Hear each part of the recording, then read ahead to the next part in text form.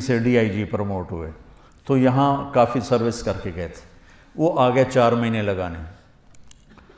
تو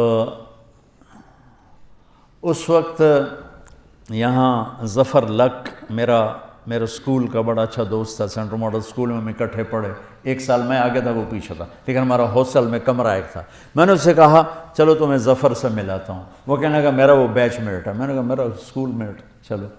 تو یہ جو آپ کی پولیس لائن کا ایک دروازہ اس روڈ کی طرف ہے، جو یہاں سے یوں آگے، ایک تو ہے نا وہ زورہ یونیورسٹی کی طرف سے دروازہ، ایک ہے اس طرف سے گیٹ. ہاں وہ آپ پولیس والوں کے لیے. اب میں بھی داڑھی والا ٹوپی والا، وہ بھی داڑھی والا ٹوپی والا. تو اس نے کہا، سپاہی کھڑا تھا، تالا لگا ہوا تھا، کہا بھائی جی دروازہ تو کھولو. تو وہ کہتا اتوں آؤ، بڑے اتوں آؤ. اسے کیا خبر کہ یہ بلا کھڑی ہوئی ہے. پولیس والے کے لیے، سپاہی کے لیے تو ڈی آئی جی بڑی بلا ہے. معذرت کے ساتھ محمود صاحب سے انہوں نے کہا 2 صوفی صاحب نے میرا کی کر سکتے. اچھا جون کا مہینہ تھا، شدید گرمی. انہوں نے پھر کہا بھائی تیری بڑی مہربانی، کھول دے، گرمی بہت ہے، وہ دروازہ بڑا دور ہے تو یہی کھول دے. کہا صوفی صاحب تجھے سنیا نہیں، اتوں آؤ. اس نے تیسری دفعہ پھر محنت کی کہ بھائی کھول دے، تیری بڑی مہربانی. کہتا تجھے میرے مغرب پہ گا، میرے کو چابی کوئی نہیں، آوے کو نہیں تالا لگا ہے. تو اس کے بعد اس نے کہا میرے بھائی میں عبد الخالق ڈی آئی جی. وہ کرتا ہے سر زمین تے ہی بہ گیا. اس نے کہا میں مارے آ گیا، یہ تو ڈی آئی جی میں نے لے دے گیا. اس نے کانپتے ہاتھوں سے چابی نکالی اور ایسے کانپتے کانپتے اس نے تالا کھولا، اور بیچارہ لگتا تھا ابھی فوت ہو جائے گا. تو میں نے کہا مجھے آج ایک بات سمجھ میں آئی، جب تک بولنے والے کی قدر نہ ہوگی، بول کی قدر کون کرے گا؟ ہمارے دلوں میں اللہ کے رسول کی وہ قدر ہی نہیں رہی، ورنہ میرا دیس جھوٹ بولتا، میرا دیس ملاوٹ کرتا، جوئے کے اڈے چلاتا، زنا کے اڈے چلاتا، سیاست کے نام پہ فرعونیت کرتا. جانتے ہی نہیں ہمارے نبی کی ہے، ہمارے نبی ہیں کون. تو اتنی بڑی ہستی کی ایک حدیث سنا رہا ہوں، اللہ کی قسم، دنیا بھی آپ کی، آخرت بھی آپ کی، جس مرضی شعبے میں ہو. آپ نے کہا 4 اذا کانت فیک ما درک ما فاتک من الدنیا. 4 باتیں مجھ سے لے لو، 40 نہیں، 400 نہیں، 4. کہ 4 باتیں صرف مجھ سے لے لو اور آنکھیں بند کر کے سو جاؤ، دنیا بھی تمہاری، آخرت بھی تمہاری. میرے نبی کبھی بڑے بڑے وظیفے نہیں بتاتے تھے، امت کو سہولت میں رکھا. تو فرمایا 4 باتیں لے لو، دنیا بھی تمہاری، آخرت بھی. صدق و حدیث، ہمیشہ سچ بولنا، جھوٹ نہ بولنا. میرا دیس، میرا بازار، میری تجارت، میری زراعت، میری سیاست سب جھوٹ پر ہے. صدق و حدیث،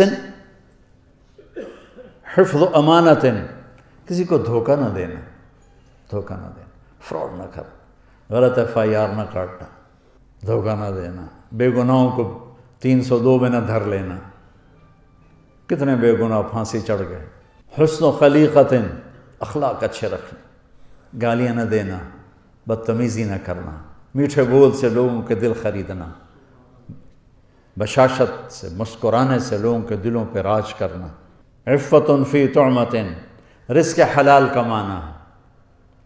4 باتیں، اور اس میں پورا دین میں نے آپ کو، میں نے نہیں ڈالا، میرے نبی نے پورا دین ڈال کے دے دیا. فرائض کے بعد نمازی تو چھٹی کوئی نہیں، میرے نبی کے نواسے نے سر کٹایا، نماز نہیں چھوڑی، اپنی ساری اولاد ذبح کروا دی، نماز نہیں چھوڑی. اس کے بعد کون یہ کہہ سکتا جی پڑھی نہیں جانتی.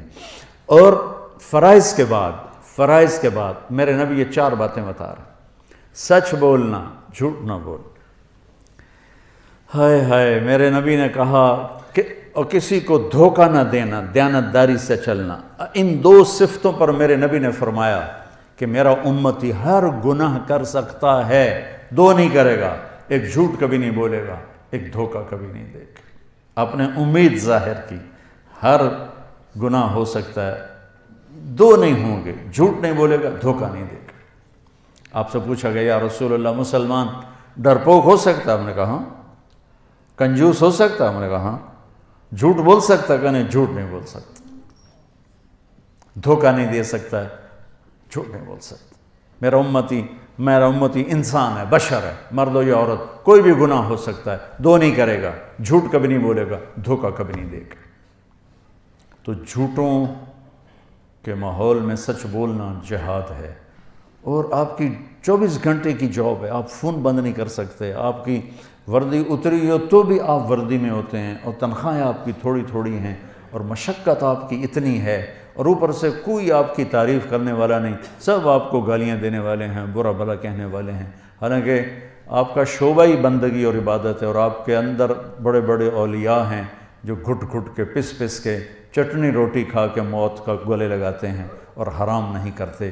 یہ جنید بغدادی کے جیسے لوگوں کے ساتھ اٹھائے جائیں، یہ شیخ عبد القادر جیلانی جیسے لوگوں کے ساتھ اٹھائے جائیں گے جو اس محکمے میں۔ پھر انتہائی مقدس ہستی حضرت عمر فاروق نے پولیس کے محکمے کی بنیاد رکھی تھی۔ نبوی دور میں، صدیقی دور میں پولیس نہیں تھی۔ حضرت عمر نے اپنے جب خلافت 22 لاکھ مربع میل میں پھیل گئی اور مختلف علاقے قومیں داخل ہوئے اور پھر وہ انتشار ہونے لگے، تو پھر آپ نے محکمہ پولیس کی بنیاد رکھی۔ بہت بابرکت ہستی نے آپ کے محکمے کی بنیاد رکھی ہے۔ میں آپ کو تمام محکموں میں سب سے زیادہ ستایا ہوا سمجھتا ہوں، جو آپ پر اتنے پریشر ہوتے ہیں، کبھی سیاستدانوں کا، کبھی افسروں کا، کبھی مقامی لوگوں کا، اور اس میں پھر آپ کو ذلیل کرنا الگ اور ٹرانسفر کروا دینا الگ، اور جھوٹے خبریں لگوانا الگ۔ تو کچھ پھر پولیس والوں سے بھی ہو جاتا ہے، کوئی فرشتے تو آپ بھی نہیں ہیں، لیکن آپ یقین مانیں جس تکلیف سے آپ گزرتے ہیں اس کے مقابلے میں تو سپاہی کی تنخواہ بھی 1 لاکھ ہونی چاہیے۔ تو میں آپ کو سلام کرتا ہوں میرے بھائیوں، اب یہ 4 باتیں اللہ سے مانگ لو۔ ایک سچ بولنا ہے، جھوٹ نہیں بولنا ہے۔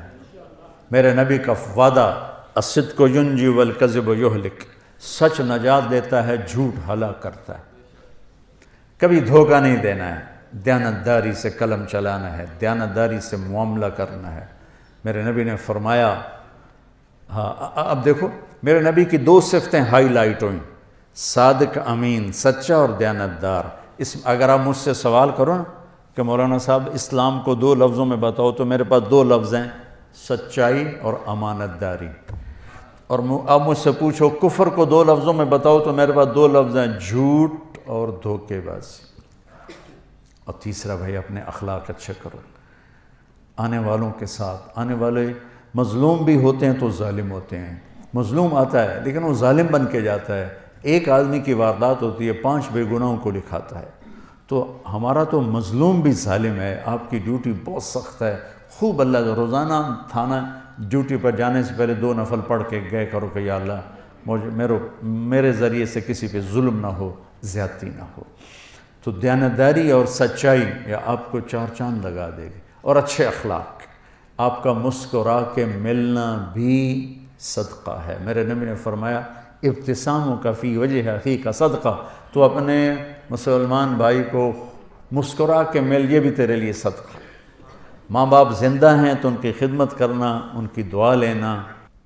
یہ اللہ تعالیٰ کی بارگاہ میں کسی نے بڑی جنت بنانی ہو تو اپنے ماں باپ کی دعا لے لے۔ میرے نبی نے فرمایا جب لوگ جنت میں جا رہے ہوں گے تو اویس کرنی بھی جا رہا ہوگا۔ اویس کرنی نام سنو ہے نا، ماں کی خدمت سے بڑے مشہور ہیں۔ میں ان کے گاؤں بھی گیا، ان کی قوم سے بھی ملا، یمن میں جب جنگ نہیں تھی۔ ابھی چھوٹا سا گاؤں ہے ان کا، کالے پہاڑوں میں ہے۔ فرمایا کہ جب لوگ جنت میں جائیں گے تو اویس بھی جائے گا، جب جنت کے قریب جائیں گے تو اللہ تعالیٰ کہے گا باقی چلے جاؤ، اویس کو روک لو۔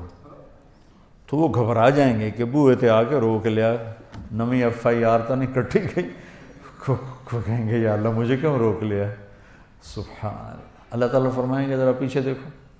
وہ پیچھے دیکھیں گے تو کھڑے ہوں گے جہنمی، ان میں ان کی قوم بھی کھڑی ہوگی، رشتہ دار بھی کھڑے ہوں گے۔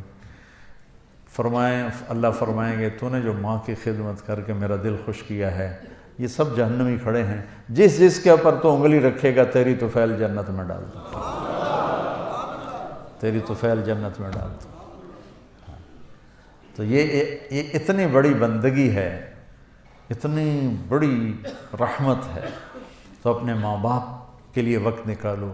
آپ گھروں والے ہو تو اپنے بچوں کے لیے گھر میں تھانے دار بن کے نہ جاؤ، خامد بن کے جاؤ، باپ بن کے جاؤ، بھائی بن کے جاؤ، ساری تھانے داری باہر رکھ کے آؤ، اور اپنے بچوں کو ٹائم دو، پیار دو، محبت دو، بیوی کو۔ تنخواہیں تھوڑی ہیں، مشکلات زیادہ ہیں، تو میں ایک آپ کو وظیفہ بتاتا ہوں اللہ کی بارگاہ سے رزق کے حلال دروازے کھلوانے کا، چونکہ رزق حلال، چوتھی چیز کیا ہے؟ رزق حلال۔ ایک صحابی تھے سعد بن معاذ، وہ بیٹھے تھے آپ کی محفل میں، تو میرے نبی کی نظر ان کے ہاتھوں پہ پڑی، تو وہ بڑے سخت ہارڈ قسم تھے۔